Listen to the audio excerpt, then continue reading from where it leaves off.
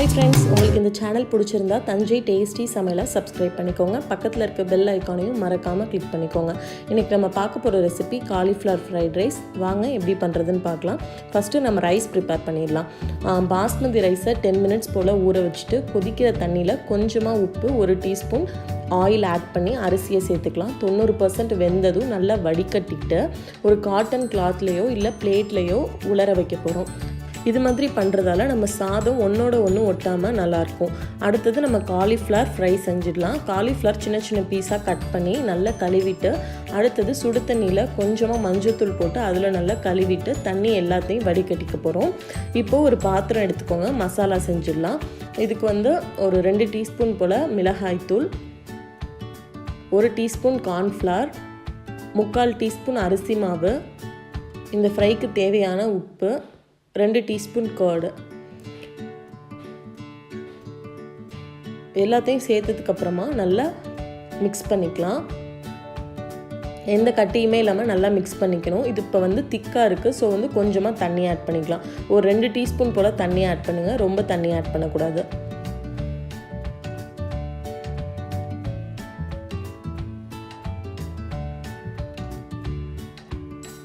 இப்போது எல்லாத்தையும் நல்லா மிக்ஸ் பண்ணியாச்சு. அடுத்தது நம்ம காலிஃப்ளவர் ஆட் பண்ணிடலாம். காலிஃப்ளவரில் எந்த தண்ணியுமே இல்லாத மாதிரி நல்லா வடிகட்டிடுங்க. இப்போ காலிஃப்ளவரையும் அந்த மசாலாவையும் சேர்த்து மிக்ஸ் பண்ண போகிறோம். நான் கொஞ்சமாக ஃபுட் கலர் ஆட் பண்ணியிருக்கேன், உங்களுக்கு வேணும்னா ஸ்கிப் பண்ணிவிடுங்க. இப்போ இது எல்லாமே கலந்தாச்சு. ஒரு 15 மினிட்ஸ் போல் நல்லா ஊறட்டும். இப்போ 15 மினிட்ஸ் ஆயிடுச்சு. நம்ம கடாயில் எண்ணெயும் நல்லா சூடாக இருக்குது. நம்ம காலிஃப்ளவர் ஆட் பண்ணிடலாம்.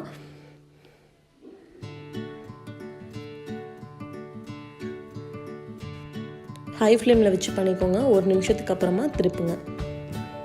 அது வரைக்கும் அதை எதுவும் டிஸ்டர்ப் பண்ண வேணாம். இப்போது 2 சைடும் நல்லா வெந்ததுக்கப்புறமா எடுத்துக்கலாம். சரியாக 7 நிமிஷத்துக்கு அப்புறமா இப்போ நம்ம எடுக்கிறோம். நம்ம ஃப்ரை ரெடி ஆகிடுச்சு. அடுத்தது ஒரு பேனில் 2 டீஸ்பூன் போல் ஆயில் ஆட் பண்ணி பெரிய வெங்காயம் 1 ஆட் பண்ணிக்கிறோம். இது கூடவே 2 பச்சை மிளகாய் ஆட் பண்ணிக்கிறோம். 1 டீஸ்பூன் இஞ்சி பூண்டு பேஸ்ட் ஆட் பண்ணிக்கிறோம்.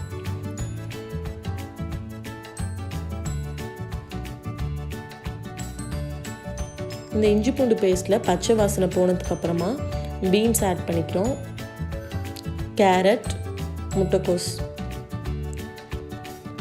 எல்லாத்தையும் ஆட் பண்ணி நல்லா வதக்குறோம்.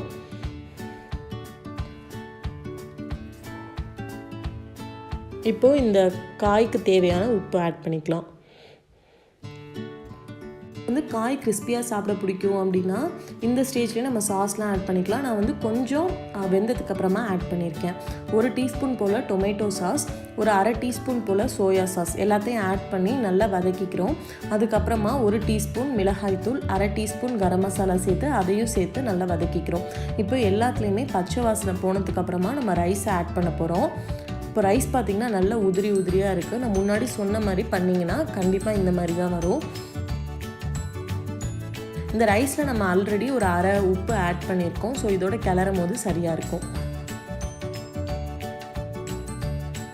இது கூடவே நம்ம செஞ்சு வச்சுருக்க அந்த காலிஃப்ளவர் ஃப்ரையை ஆட் பண்ணிக்கலாம். ஒரு 1/2 டீஸ்பூன் மிளகுத்தூள் ஆட் பண்ணிக்கலாம். எல்லாத்தையும் ஆட் பண்ணி இப்போ நல்லா கிளறிக்கலாம். அரிசி உடையாமல் மெதுவாக கிளறுங்க.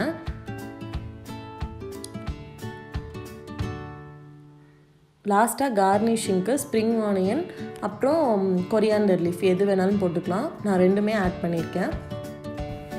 நம்ம ஃப்ரைட் ரைஸ் சூப்பராக ரெடி ஆகிடுச்சு. இது கூட சைடிஷ்க்கு ஏதாச்சும் மஞ்சூரியன் ரெடி பண்ணிக்கோங்க. அப்படி இல்லைன்னா சாஸ் கூட சேர்த்து வச்சு சாப்பிட்டாலும் நல்லாயிருக்கும். இப்போ சர்வ் பண்ணிடலாம்.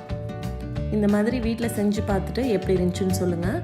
தேங்க்யூ ஃபார் வாட்சிங் ஃப்ரெண்ட்ஸ். பாய்.